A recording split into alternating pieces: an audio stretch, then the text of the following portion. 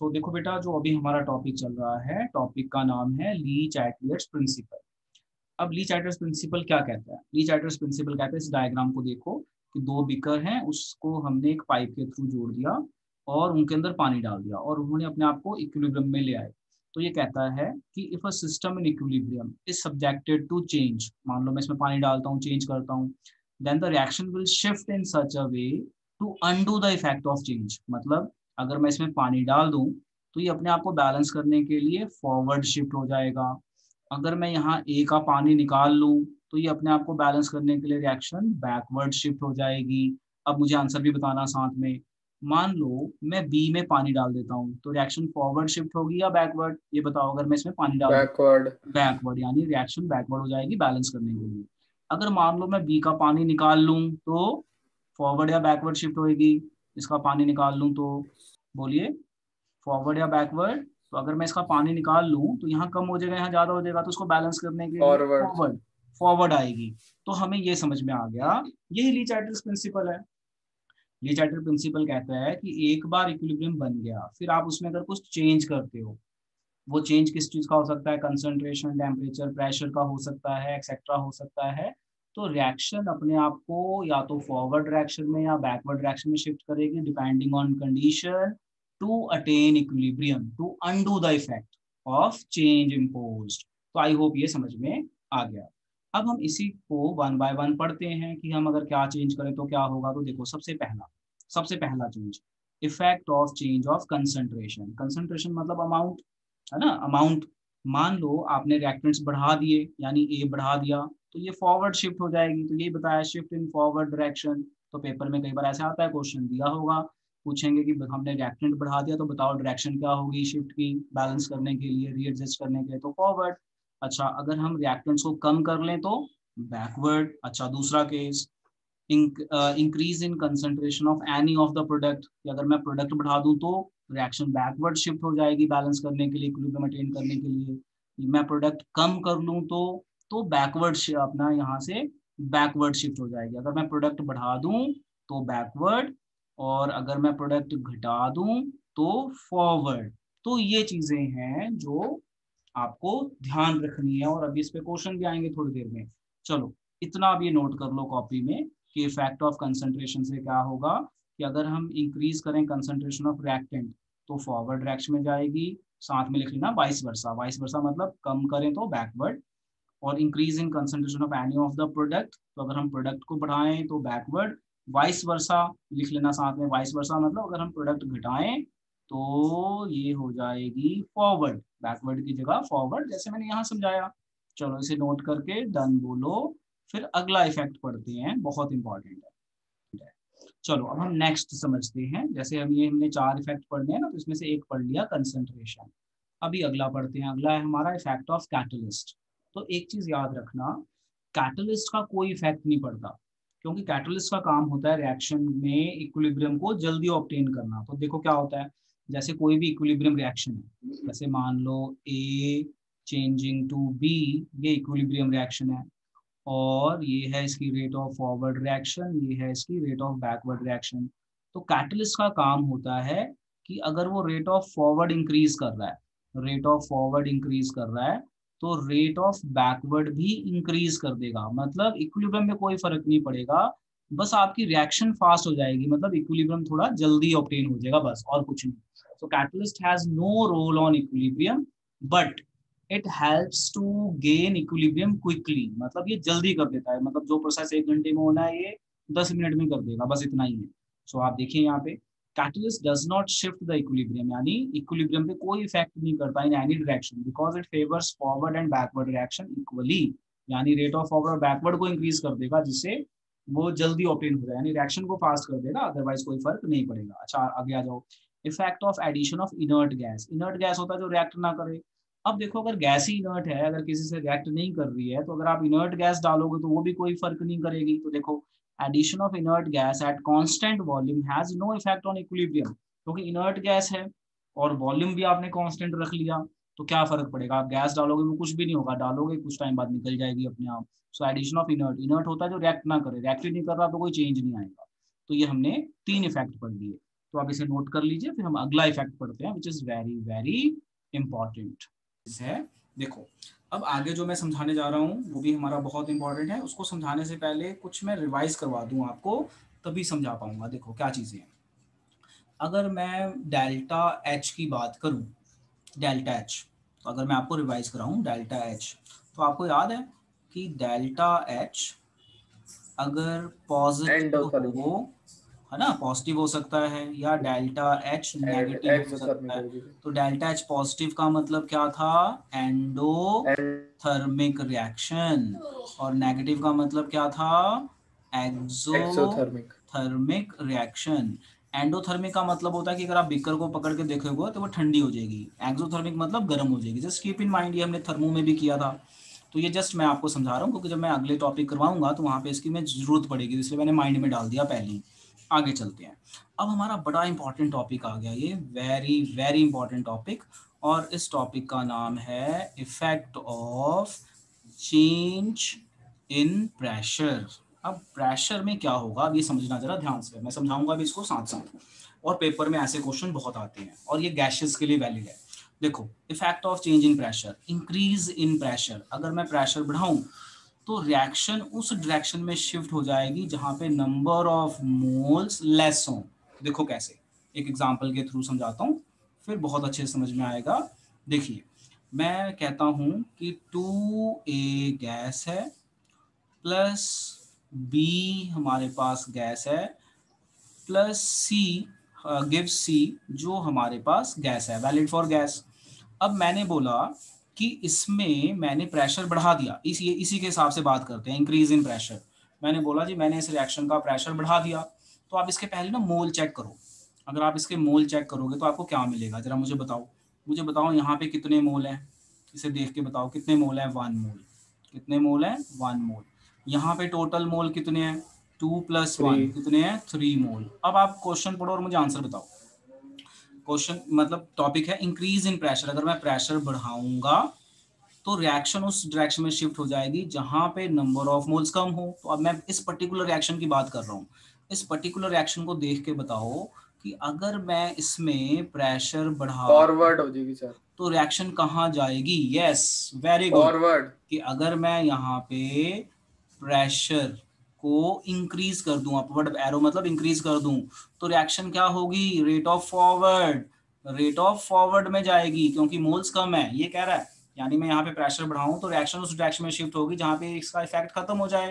तो यहाँ पे 3 मोल है, यहाँ पे 1 मोल है, तो 1 मोल की तरफ जाएगी, यानी rate of forward reaction will increase, मतलब shift in forward direction, shift in forward direction, बस ये याद रखिए, forward direction। तो आई होप अब आपको ये समझ में आ गया होगा, आई होप सो। चलो सो आई गेस सो ये समझ में आ गया होगा। अब इसका एक उल्टा केस ले लेते हैं। अब मैं ये सेम रिएक्शन में मैं क्या करता हूँ, मैं यहाँ पे प्रेशर को डिक्रीज कर देता हूँ, सेम रिएक्शन ही लेते हैं, let's take the same reaction. Now let pressure decreases, downward arrow मैंने बना दिया, पेपर में आप ऐसे नहीं बनाना, आप लिख लेना डिक्रीजेस। तो हमें पता है अगर हम प्रेशर डिक्रीज कर दें तो रिएक्शन खुद खुल जाएगी, दूर दूर जाएगी, यानी लार्ज नंबर ऑफ मोल्स की तरफ शिफ्ट हो जाएगी। So now let pressure is decrease. तो अब मुझे बताओ फॉरवर्ड या बैकवर्ड, आंसर हमने फॉरवर्ड और बैकवर्ड की फॉर्म में देना है, याद रखना। बताओ किधर की तरफ ज्यादा मोल है, लार्ज मोल्स की तरफ, तो फॉरवर्ड या बैकवर्ड। Now backward. हाँ, now let pressure is less, less, तो reaction will shift in backward direction, reaction will shift in backward direction. बहुत बहुत इंपॉर्टेंट है बेटा, लो जी नोट करो, then I will discuss its third case, note करके डन बोलो। देखो बेटा अब जो हम नेक्स्ट क्वेश्चन कर रहे हैं, जो हम ये पीछे पढ़ के आए कि इफेक्ट ऑफ प्रेशर, तो इसमें हमने 2 केस डिस्कस किए, जिसमें एक जगह 3 मोल था, एक जगह 1 मोल था। फिर हमने बोला प्रेशर बढ़ाएं तो क्या होगा, लेस मोल की तरफ शिफ्ट हो जाएगी, कम करें तो मोर मोल की तरफ, यानी मोर मोल यानी रिएक्टेंट, लेस मोल यानी प्रोडक्ट। अब मैंने एक थर्ड केस दिया जिसमें रिएक्टेंट और प्रोडक्ट के मोल सेम है और मैंने इफेक्ट ऑफ प्रेशर पूछ लिया। तो यहाँ पे आप लिखेंगे there will be no effect of pressure. क्या होगा? No effect of pressure. Why there is no effect of pressure? Because number of moles Moles on are same. both side are same। number of moles on both side are same, so Same. therefore हाँ, तो no effect of pressure। चलो इसे note करके done बोलो। तो देखो हमने effect of concentration पढ़ लिया, मेन बात कर रहा हूँ, एंड इफेक्ट ऑफ प्रेशर पढ़ लिया जो बहुत इंपॉर्टेंट है। अब हम पढ़ने जा रहे हैं effect of temperature, very very important. अब अगर हम टेम्परेचर की बात करें तो जो हमारी रिएक्शन है दो तरह की होती है, एंडोथर्मिक एंड एक्सोथर्मिक। अब आपको ये चीज़ पता है, एंडोथर्मिक एंड एक्सोथर्मिक, ठीक है जी। और एंडोथर्मिक का डेल्टा एच होता है पॉजिटिव, एक्सोथर्मिक का डेल्टा एच होता है हमारा नेगेटिव, जो आप लोगों को पता है। अब हम क्या करने वाले हैं कि जो ये टेम्परेचर का जो इफेक्ट है, अब इसको हम समझने वाले हैं। पहले हम पढ़ लेते हैं, पहले हम जनरल बात करते हैं कि इफेक्ट ऑफ टेम्परेचर से क्या होता है, जनरल, बिल्कुल जनरल। फिर हम अपने इस टॉपिक की बात करेंगे और समझेंगे। तो एक चीज हमेशा याद रखना, on general basis, on general base, for your knowledge, note की फॉर्म में बताता हूं। On general basis, with increase in temperature, with increase in temperature, the rate of a reaction generally increase, ना? जनरली अगर कोई जनरल रिएक्शन है, generally increases. तो ये एक कॉमन कंसेप्ट है जो आपने याद रखना है कि नॉर्मली अगर कोई रिएक्शन है उसमें एक्सो और एंडो का चक्कर नहीं है कोई खास, तो हम उस रिएक्शन को बोलेंगे कि अगर हम टेम्परेचर बढ़ाएंगे तो जनरली रिएक्शन फास्ट होती है, क्योंकि बॉन्ड टूटते हैं और नए बॉन्ड बनते हैं जनरली। बट हमें एक चीज और कंसीडर करनी है, एक्सोथर्मिक और एंडोथर्मिक। तो अब हमें ध्यान रखना है कि जो हमारी रिएक्शन है on the basis of temperature दो तरह की होती है, endothermic and exothermic.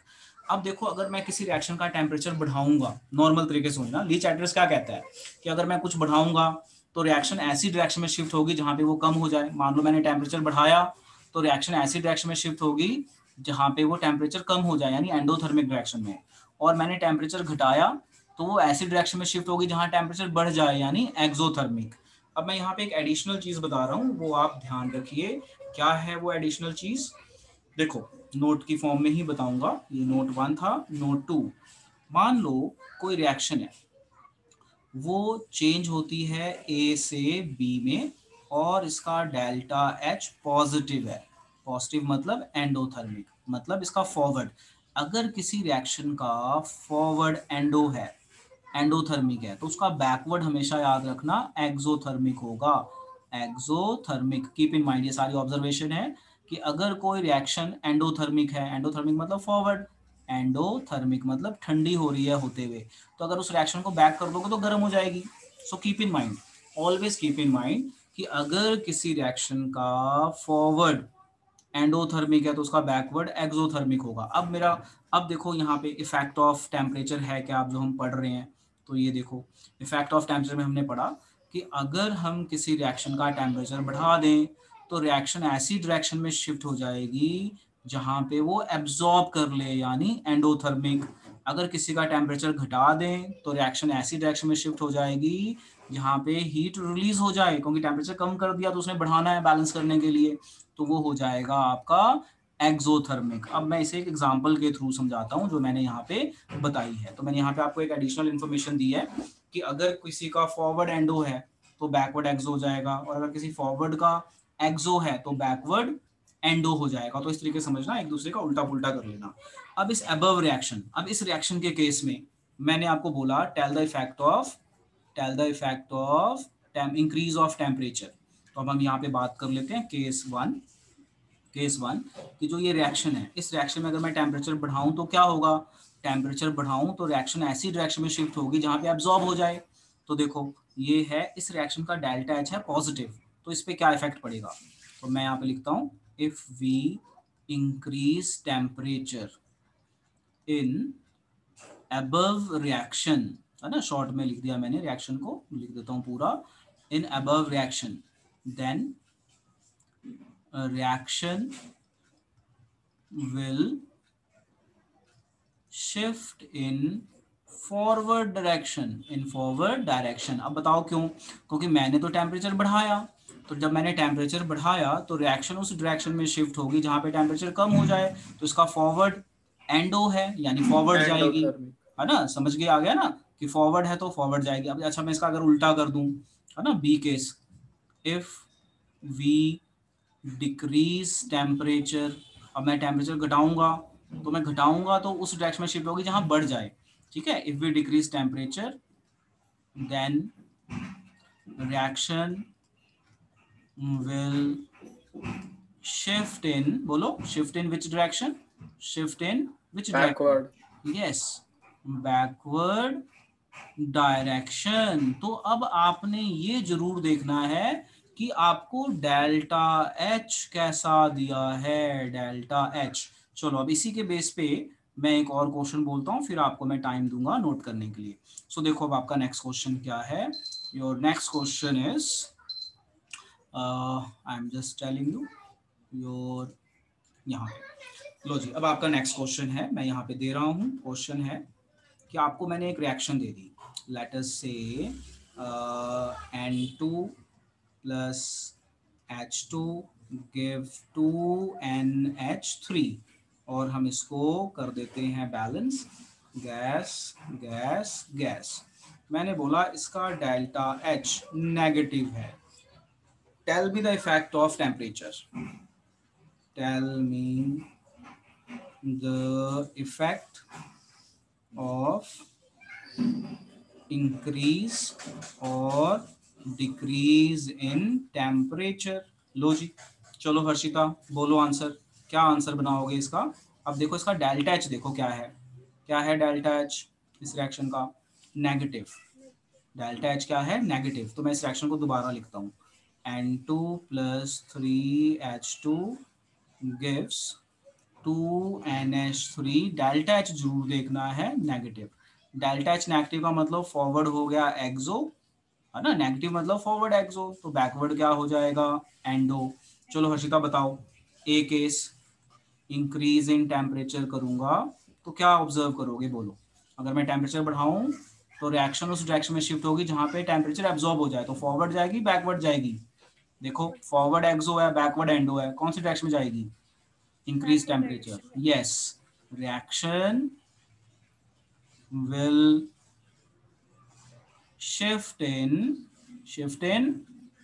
backward direction, very good, बहुत बढ़िया। चलो अब इसका दूसरा केस बताओ, इसका B part, decrease in temperature. अगर मैं टेम्परेचर डिक्रीज कर दूं तो रिएक्शन कौन सी डायरेक्शन में शिफ्ट होगी, टेम्परेचर देखो हमेशा देखो, टेम्परेचर घटाऊंगा तो एक्सो वाली डायरेक्शन में, तो फॉरवर्ड एक्सो है, और बढ़ाऊंगा तो एंडो, इसका इस रिएक्शन का, और बैकवर्ड एंडो है।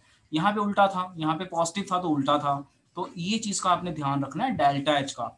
बच्चे डेल्टा एच का ध्यान रखना भूल जाते हैं। तो बताओ हर्षिता क्या आंसर आएगा इसका, क्या होगा, reaction will shift in yes forward direction. So बस आज हम इतना ही करेंगे, और ली चार्टर्स प्रिंसिपल हमने यहाँ पे खत्म कर लिया और उसका इफेक्ट देख लिया। अब हम इसके ऊपर नेक्स्ट क्लास में क्वेश्चंस करेंगे। चलो आप इसे नोट कर लो।